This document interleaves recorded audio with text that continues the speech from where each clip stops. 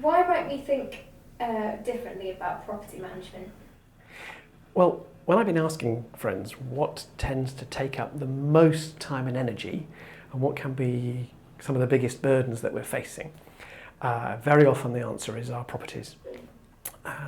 Some of them do generate very useful income for us, and some of them are absorbing our money and draining our time and energy. So getting the balance right is really important. What different approaches have you encountered?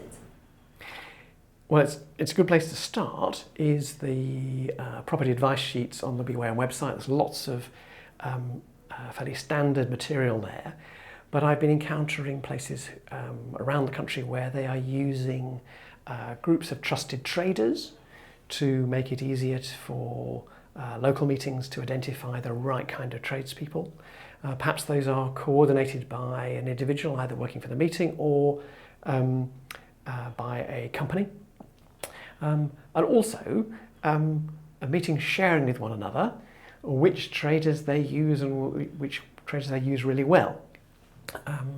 Often we are working in our own little boxes and we have traders that we want to work with, but we don't let our neighbours and those further afield know about the jewels that we have found.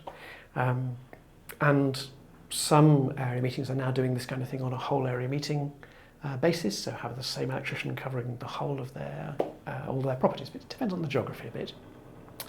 I think taking it a step further, some area meetings are engaging a comprehensive property management service where they not only get the tradespeople but they get the expertise and they get somebody to oversee the work, so that relieves that work from the local friends.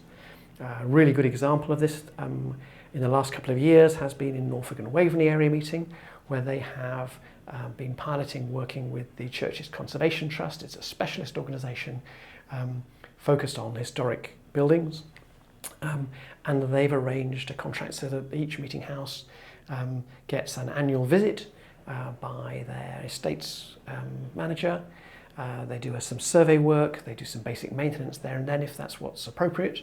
And then a really good discussion with the premises committee or whoever the relevant people are about further pieces of work that might need to be done. They have a pool of reliable tradespeople that they work with, and they are really into historic buildings.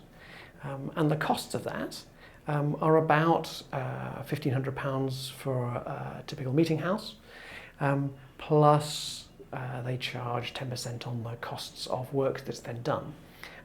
And the reports we've been hearing from Norfolk and Waveney are very positive that actually both the work gets done, and friends don't have to spend as much of their time and energy on that work. What about Quaker property trusts? Well, there are quite a few Quaker property trusts around the country.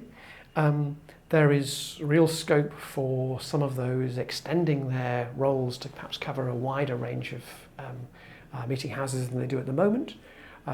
Some places might combine several small property trusts into one set of management so that they get a greater core and are able to take on a bit more functions than they do at the moment.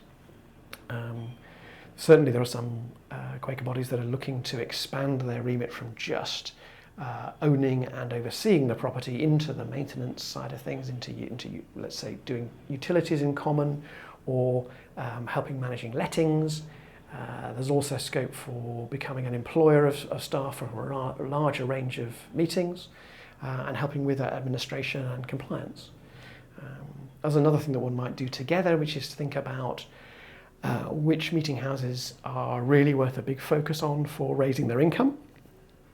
Because if we can get more income from some meeting houses, that can pay for the support for others and reduce the volunteers' workload.